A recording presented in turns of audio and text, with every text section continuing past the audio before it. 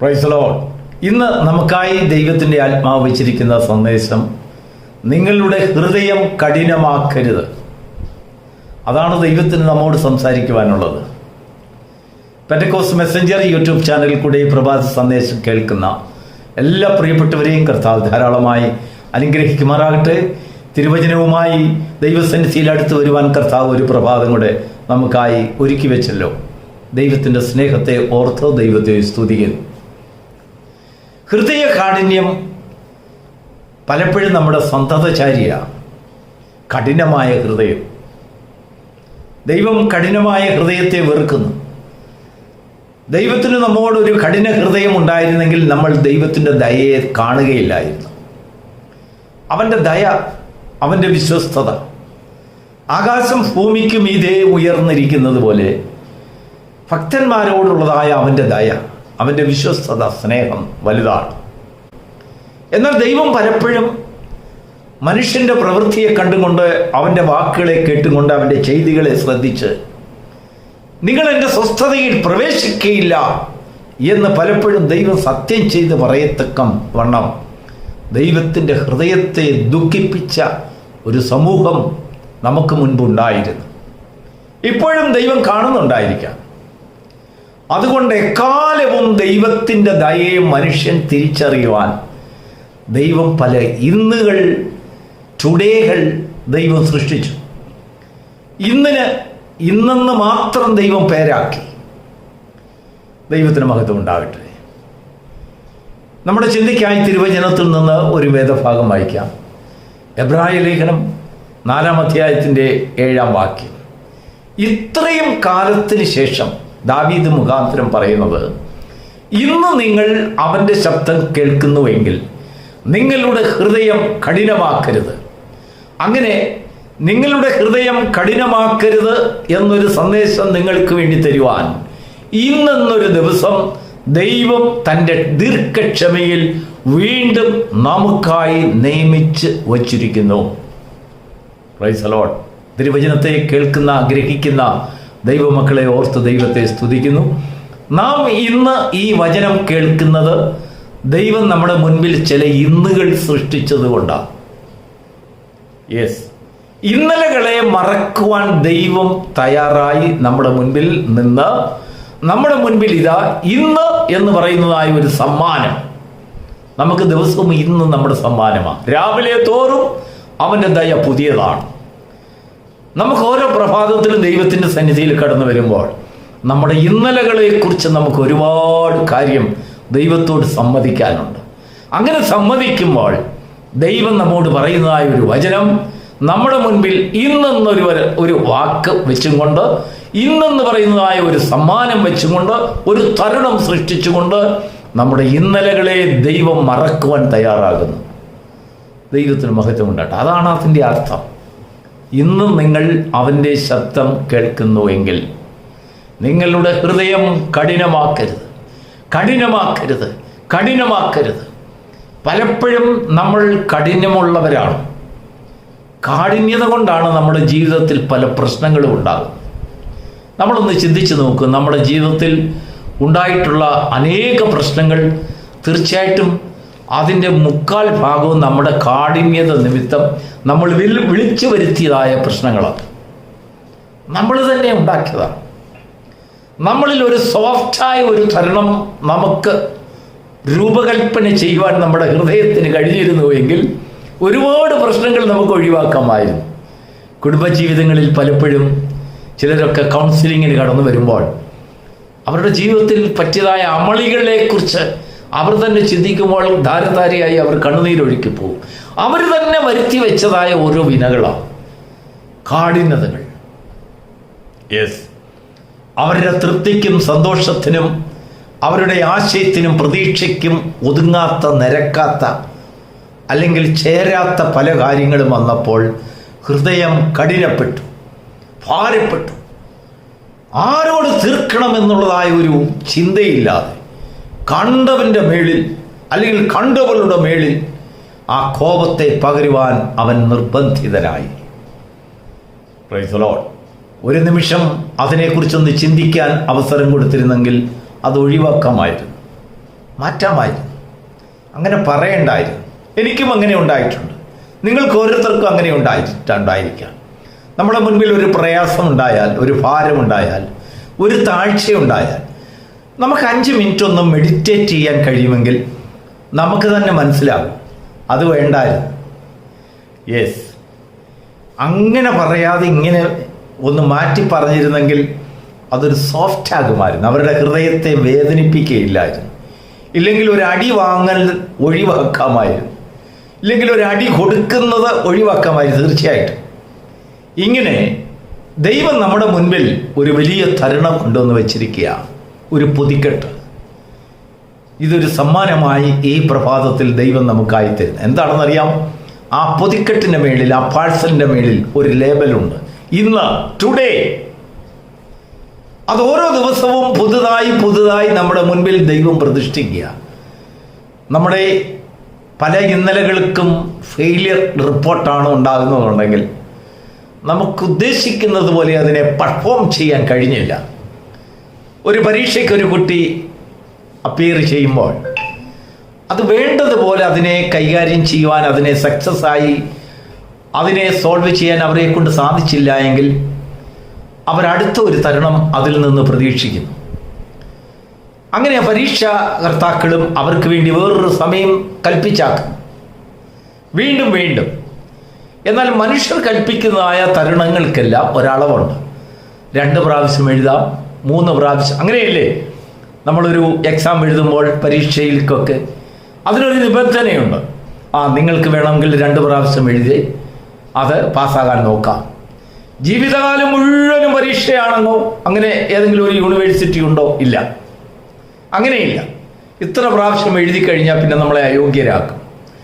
എന്നാൽ ഇവിടെയാണ് ദൈവത്തിൻ്റെ സ്നേഹം നമ്മൾ എത്രമാത്രം ആർദ്രതയോടെ, ക്ഷമയോടെ നമ്മളെ സമീപിക്കുന്നു എന്ന് തിരുവചനം നമ്മെ പഠിപ്പിക്കുന്നു.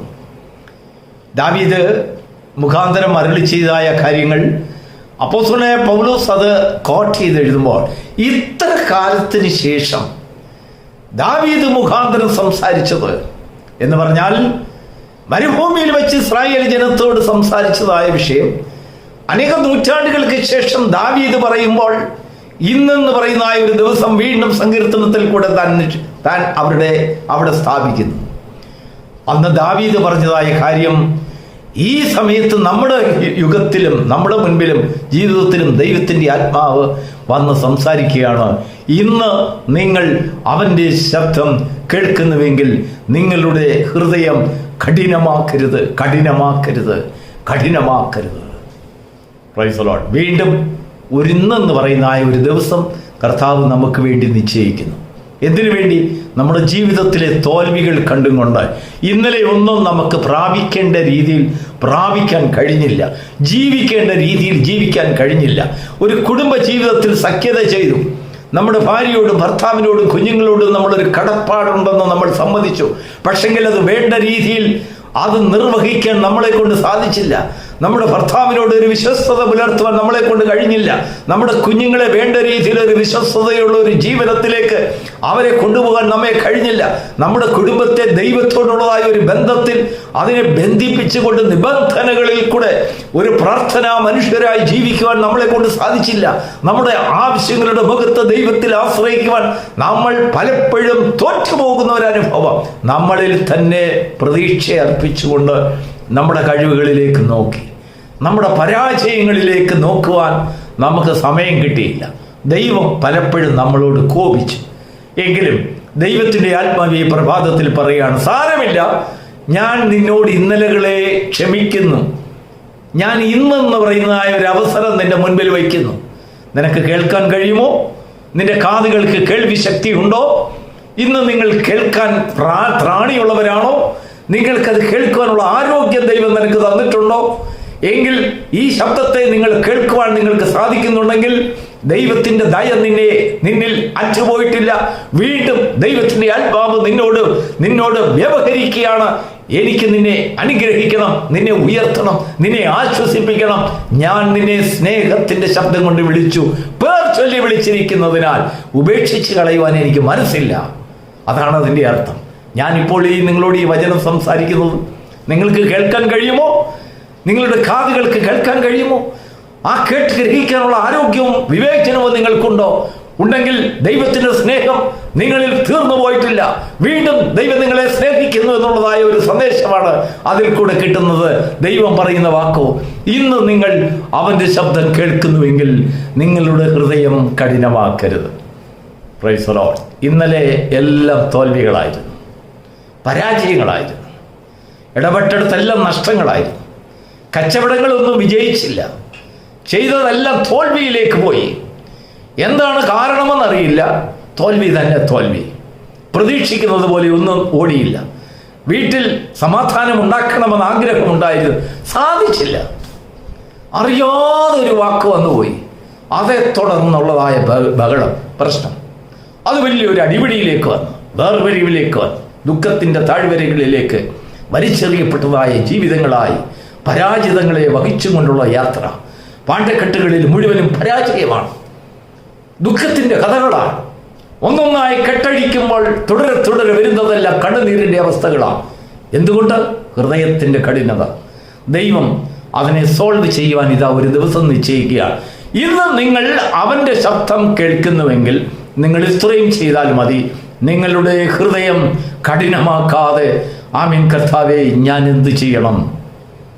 യെസ്, ദൈവത്തോടൊരു ചോദ്യം, ഞാൻ എന്ത് ചെയ്യണം? രക്ഷ പ്രാപിക്കുവാൻ ഞാൻ എന്ത് ചെയ്യണം? അവിടെ ദൈവം നിന്നോട് സംസാരിക്കുവാൻ വേണ്ടി ഇറങ്ങി വരും. ദൈവത്തിൻ്റെ ശബ്ദം ധാരധാരയായി നിന്റെ മുഖത്തെ പ്രകാശിപ്പിക്കുന്ന ശബ്ദം, നിന്റെ കാതുകളെ സന്തോഷിപ്പിക്കുന്ന ശബ്ദം. ആ ശബ്ദം നിന്റെ ഭവനത്തിൽ മുഴങ്ങുമ്പോൾ അവിടെ ആനന്ദഘോഷം മുഴങ്ങും. നാട്ടുകാരറിയും, അയൽവക്കക്കാരറിയും, ഇവിടെ ഒരു വ്യത്യാസം സംഭവിച്ചു. അതെന്താണ് വ്യത്യാസം? നമുക്ക് വാ തുറന്ന് പറയാൻ കഴിയും, ഞാൻ എൻ്റെ കാഠിന്യമായ ഹൃദയത്തിൽ നിന്ന് സ്വതന്ത്രനായിരിക്കുന്നു. എൻ്റെ ഇന്നലകളെ കർത്താവ് ക്ഷമിച്ചു, എൻ്റെ ഇന്നലകളെ കർത്താവ് വഹിച്ചു. അത് നാറ്റം വയ്ക്കുന്ന അനുഭവമായിരുന്നു. മറ്റുള്ളവരുടെ മുമ്പിൽ തുറന്നു പറയുവാൻ നാണം കേടുള്ള അനേകം മോശമായ കാര്യമായിരുന്നു. പക്ഷെങ്കിൽ കർത്താവ് അതുപോലെ ലംഘനം ക്ഷമിച്ചും പാപം മറച്ചും കിട്ടിയ മനുഷ്യൻ ഭാഗ്യവാൻ. ആരുടെ പാപമാണ് മറയ്ക്കുന്നതെന്നറിയാമോ? ആരുടെ ലംഘനമാണ് ക്ഷമിക്കുന്നതെന്നറിയാമോ? ഹൃദയത്തെ കഠിനമാക്കാത്തവരുടെ, അവരുടെ ഹൃദയത്തിലാണ് ദൈവം അത് ചെയ്യുന്നത്. ലംഘനം ക്ഷമിക്കുക. അനേകം കാര്യങ്ങൾ നമ്മൾ ലംഘിച്ച് അരുതെന്ന് പറഞ്ഞതായ പല കാര്യങ്ങളും വഴികളും അതിരുകളെല്ലാം ലംഘിച്ച് അപ്പുറം കടന്നു.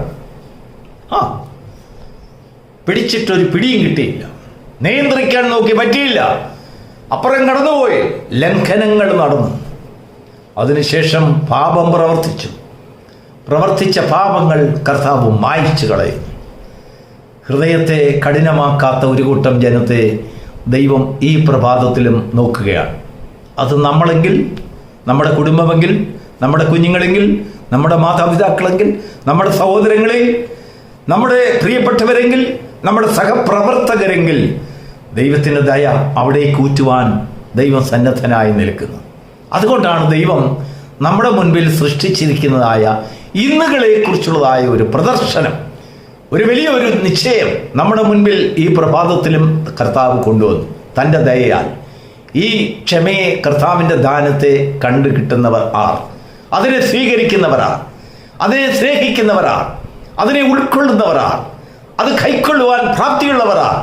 അവർ ദൈവത്തിൻ്റെ മഹാദയയും കരുണയും ആസ്വദിക്കുന്ന ഒരു ഭവനമായി, വ്യക്തി ജീവിതങ്ങളായി അവർക്ക് മാറുവാൻ കഴിയും.